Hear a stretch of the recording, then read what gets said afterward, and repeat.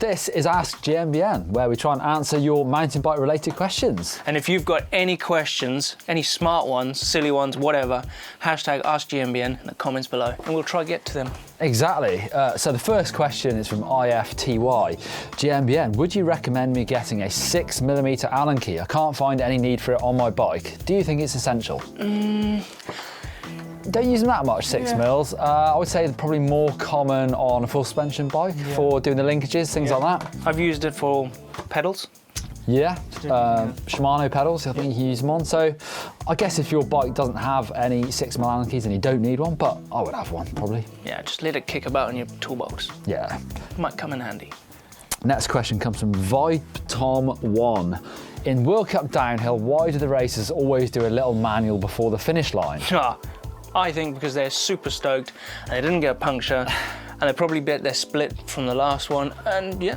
Actually, the real reason probably is because the downhill is timed by lasers. So where you break a beam and a gate at the top and you break a beam at the bottom. So if you can push your bike out a few more inches, you'll get 1/100th of a second or whatever off your time. There you go. That is why they try and do it. Bit of a... I thought they were just showing off. And it looks cool. Aidan Ritchie, why do mountain bikes often have a more aggressive front tyre where motocross has a larger rear tyre? For motocross, I guess because all the power's been distributed to the rear, so you need loads more grip for that. And then the front, I guess you just need it for those turns. Yeah. Because all your weight's on the front, isn't it? Yeah, you want on a mountain bike, you want the front tyre just to give grip. Yeah, you don't need the power quite so much to the rear tyre. Russell Connor, how do I get more confident working on my bike? Working on it. Work on it all the time. Yeah, that's what I did when I was a youngster. I just started tweaking things. There are a couple of things you can probably mess up. I remember messing up my first wheels when I tried to get a spoke key on there. You need to know what you're doing a little bit of that. And suspension maybe don't go too deep into the internals, but everything else you can pretty much have a go at. Obviously check out our mechanical videos if you need any hints and tips on how to do that. But get experimenting, I'd say. Sebastian Ramos Rue, what Premier League football club do you guys support? Oh, football. I don't support football, but my father-in-law supports Liverpool, so I'm going Liverpool. I don't follow football at all. It's funny, I did until I was 15, then I discovered mountain bikes and gave all that up. Don't do that anymore. Now this is a funny question. JB Lee has been watching Ask GMBN from a couple of weeks ago and he's asking about a mystery man's reflection at 325 in the black frame, you guys, with a big finger across it. What's that? Oh, that's our YouTube subscriber thing. He looks like he keeps checking on his hair, LOL. I think it's this man.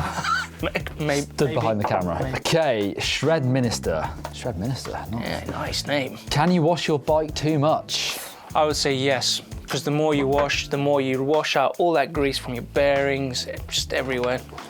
Yeah. So on that note, you should definitely check out this video on how to service your bearings. Bearings get worn out just by normal use, but what really kills them is getting water and grit into them. So the best way of keeping them fresh and spinning for longer is keeping them clean and stopping that dirt from getting into them.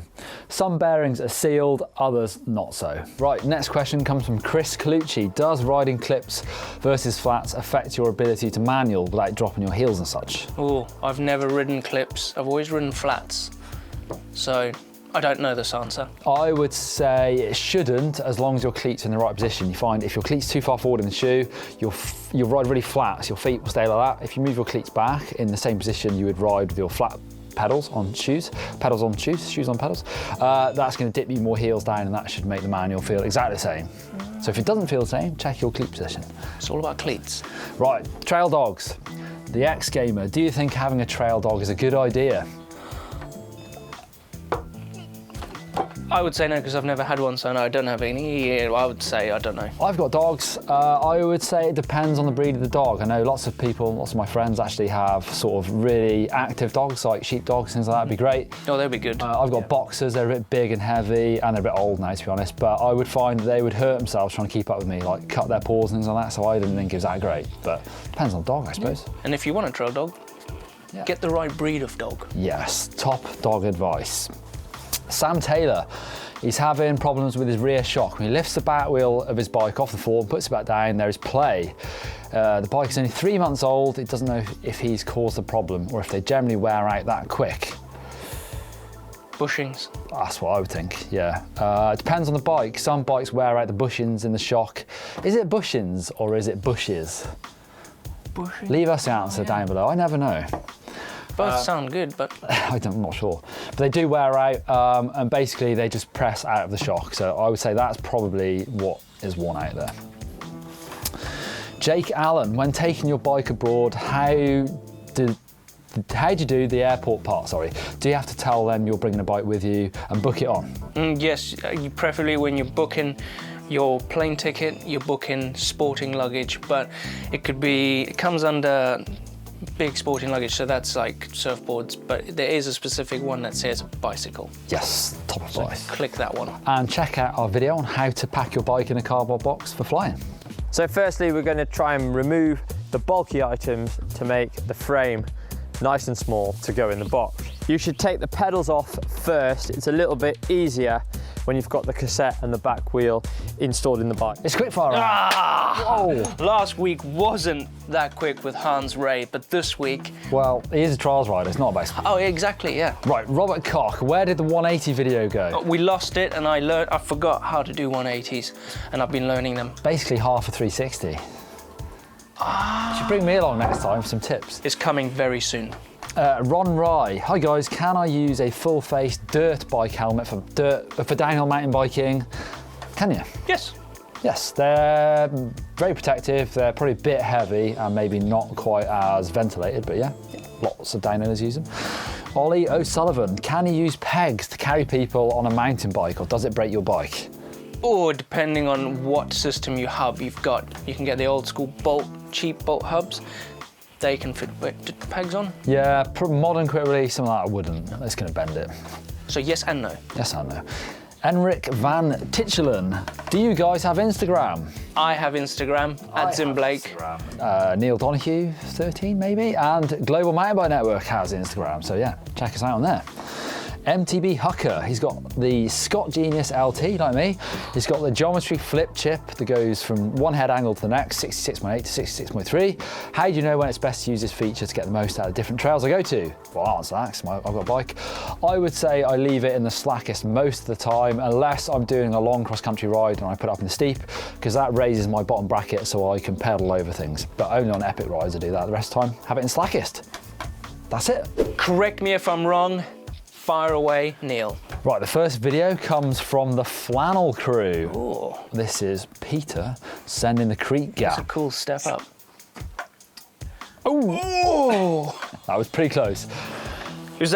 Were you trying a nose manual that We're one? trying to nose bonk it. Look at I that. don't think so. He gets away with that. Yeah, he's correct with doing that. He's correct with doing the nose manual. I would say it's probably a suspension-related buckaroo. So occasionally, if you're too far in the middle of the bike and you pump into the takeoff, it's going to kick you like that. Yeah. So check the rebound on your rear shock. Really fast rebound can do that. Yeah, and Weight. Weight and a little bit more speed. But if you were going fast doing that, game over. Yeah, it's true. It's a huge O-tips. But good effort. Like it.